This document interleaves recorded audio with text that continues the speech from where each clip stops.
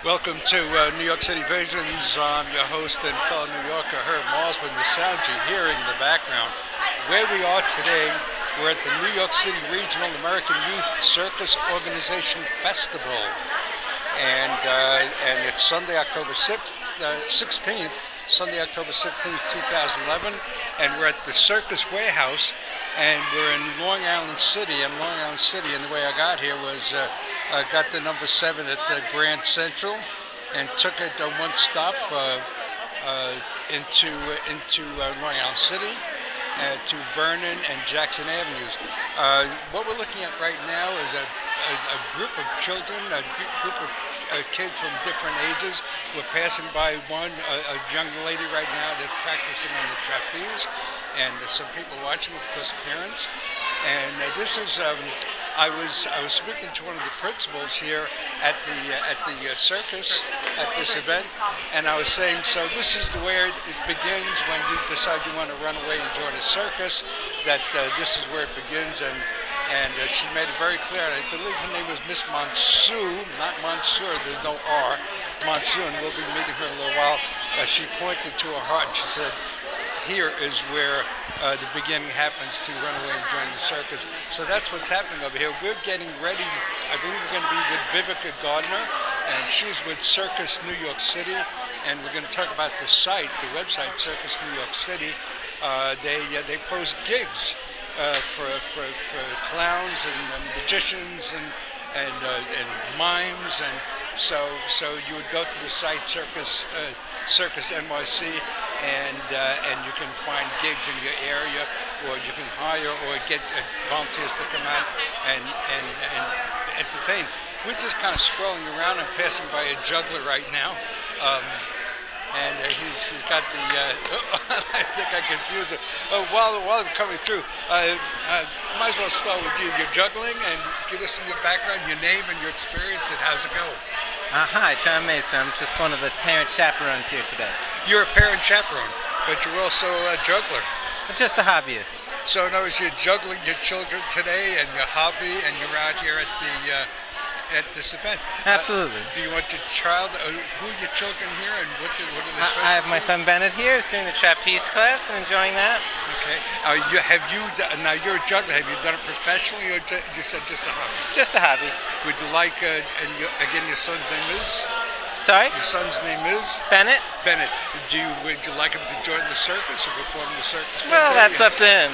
Right. So what is the primary reason for having him come out and work the trapeze? Just a matter of confidence and enjoying himself? Just have a little fun. And just have a little fun.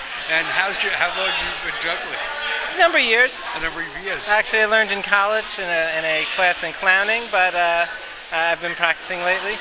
Okay, very good. So you're here with your child and also having fun at the same time. Exactly. Okay, thank you.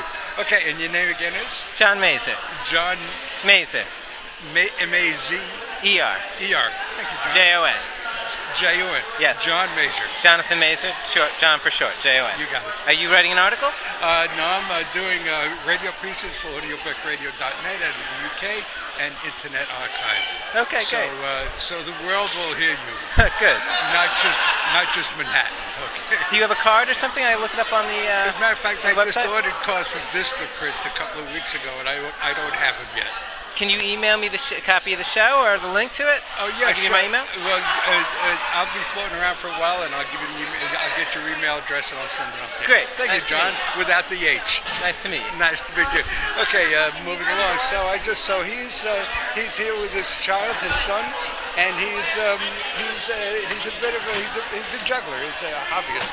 Okay. Okay, I see Vivica right here, and I'm kind of waiting to see if I can get her all the little gifts are coming out, T-shirts and that sort of thing.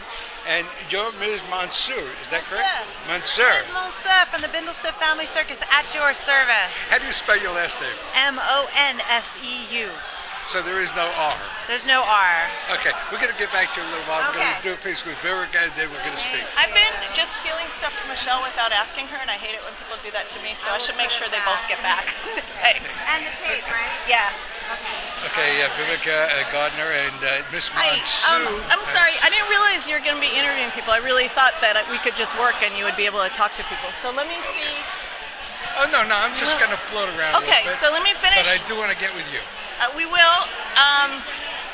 I think I'm going to go with Miss Monsoon. Okay, if she's ready or if she's setting up now.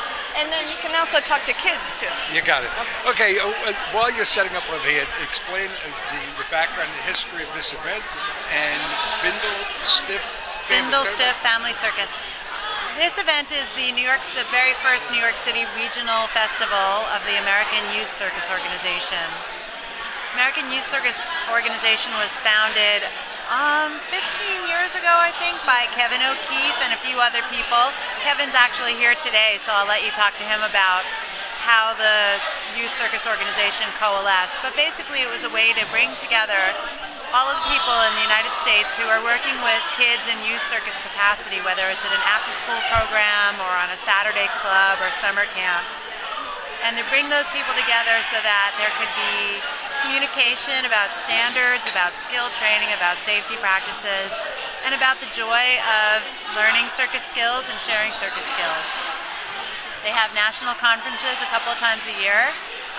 Some of the conferences are for the coaches and adults only, so that we can further our techniques and as teachers, and some of them are just for the kids to get together and sort of show off and learn things from each other.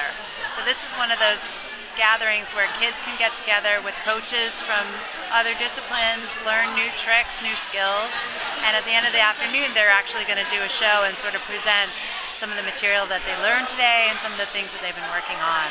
So they're practicing right now, and then you'll have an audience come in. Is there an audience, or their audience for each other? It's all for each other. Basically, there are about 100 people here now, so that's a pretty good size house for the space we're in.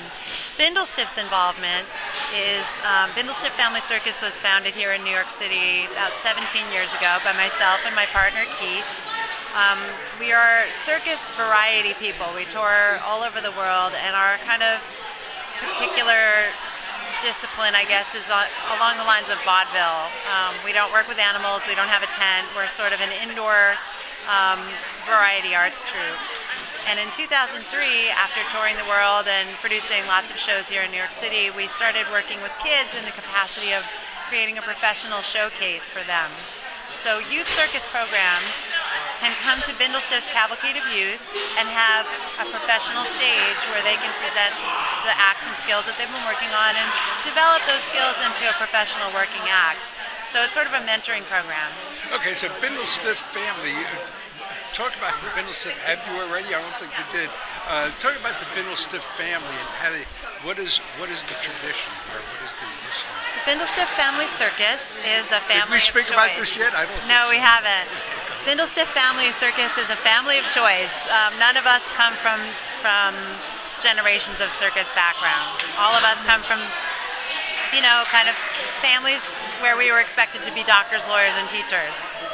I have an arts background, and I fell in love with circus as a 20-something because it sort of encompassed all the creative mediums I was interested in: movement, visual arts, music, physical skill, and I would say Keith also comes from the background of circus as political protest, street theater and pranksters and that kind of. He was interested in public space and kind of guerrilla street theater. So we combined all of our interests in the medium of circus, and Bindle Stiff was formed when he and I, my sister and his college roommate, went on the road with an accordion player and a couple of other people from the New York City kind of performance art scene. And we really fell in love with circus as a way to express the ideas that we had and some of the things that we saw happening in society, and we sort of turned it into a big fun circus for ourselves. So there is not a Bindle Stiff family. It's sort of like... it exists now. We made it up. So there was no name Bindle Stiff. There was a Bindle Stiff. Mr. and Mrs. Bindle Stiff. They may be out there somewhere, but Bindle Stiff is actually an old word for hobo that refers to the stick in the bundle that they carry on their shoulders. So the bindle being the bundle and the stiff being the stick? Right. So it's bundle stick. Bindle Stiff is the way we spell it. but it's bundled, but No, there really is a word, bindlestiff, that but it applies to the bundle and the staff. and the staff. So stiff staff. There you go. Right. And is it a German word? Is it a what? It has an interesting etymology. In post-Civil War America, the economy was devastated, and people were traveling around the country looking for work. And when the advent of the railroad started coming into the East Coast in the 1870s, you saw guys hopping onto trains and starting to travel from city to city looking for work. They were the bindlestiffs. They were the working stiffs who traveled from town to town, and they developed a very complex system of graffiti to tell each other where fair work was, where good pay was, where mean cops were that would run them out of town, where angry locals would try to kick them out because they wanted to work themselves. So it was kind of a seminal labor union before European socialist labor theory came over in the teens and 20s. So the bindlestiffs were kind of a proto-labor union for the working man in the United States. You know, the circus is sort of a drive, not a fly-by-night, but a drive-by-night. You get on the trains and you go, you set up your tent or your whatever it is, and it's kind of like carrying your possessions on your back and moving from town to town. Very much so. So it's pretty much and it's its own community with its own laws, its own social structure, its own moral code, its own ethics, its own aesthetic. It really is a traveling nation unto itself. Yeah. When I first met you, I was filling out the release on the waiver and all that, and I was introduced to you, and I said to you, so this is where the desire to run away and join the circus begins. I was talking about the children here, the trapeze and all that. Right. And then you made the point that, no, in the heart is where it begins. It does begin in the heart. What is that attraction to? We don't strive to run away to the police, to the fire. Well, some kids want to become firemen and all that. But we don't really strive to run away and join an advertising company or what is this appeal to run away and join a circus? Not a carnival, but a circus. Is it the clowns? Is it the horses? Is it the grease paint or the sawdust? What is it? What appeals to us? I mean, I was on the field at Camden Yards and Fenway Park and Yankee Stadium, and I realized the appeal of baseball is the aroma, the fresh mown grass and the peanuts and the hot dogs and the stadium. What is this thing in our heart that wants us to run away and join us? What's the draw? You've experienced that draw. I remember as a child the first time I walked into a circus tent, and it was a hot summer day. The sun was beating down on me, and it was very bright outside.